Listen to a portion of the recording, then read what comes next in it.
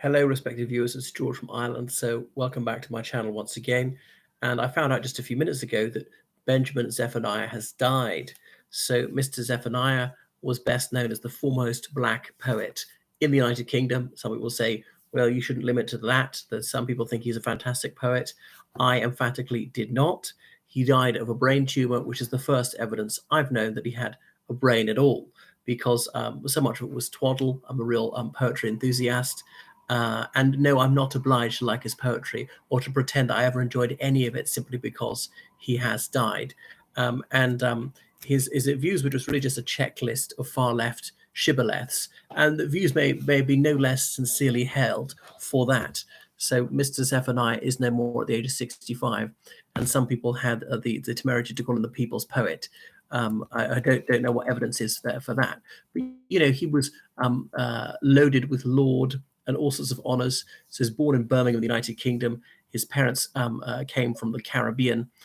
His father came from Barbados, and his mother shifted to the UK from Jamaica. She was a nurse, and in those days, nurses were very badly paid. So Mr. Zephaniah, he suffered dyslexia. Sorry, he was at an approved school, as in for disruptive pupils, a bit like a young offenders institute. But he left the age of 13, claiming to be illiterate. Don't know what sort of jobs he did. But he was supposedly composing poesy, although according to himself, he was unable to read or write.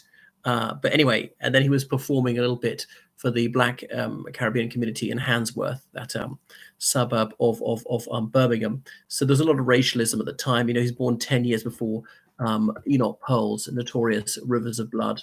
I don't doubt that for a moment. Anyway, so when he was born, racial discrimination was not against the law. People were entitled to openly say, I'm not going to employ you because of your race, or I shan't let you have a room in this hotel because of the color of your skin, and so forth.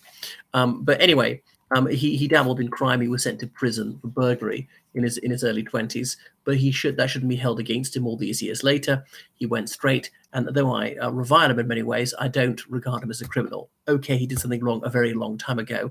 Society should forgive him. We should allow bad people to turn good. And he moved to London when he was 22. So he was involved in all sorts of ultra-left causes.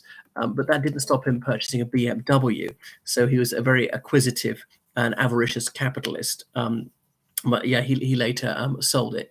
So if he really cared about the needy, why didn't he give away his filthy lucre to those who were suffering impecuniosity, or there was no benevolence in him like that? I can't think of any benefactions he made to worthy causes. So he published numerous volumes of poesy.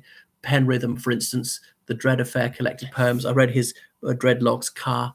And he also went to Palestine in 1990, long before that was really a fashionable cause. So I have to hand it to him. He was ahead of the curve on that one.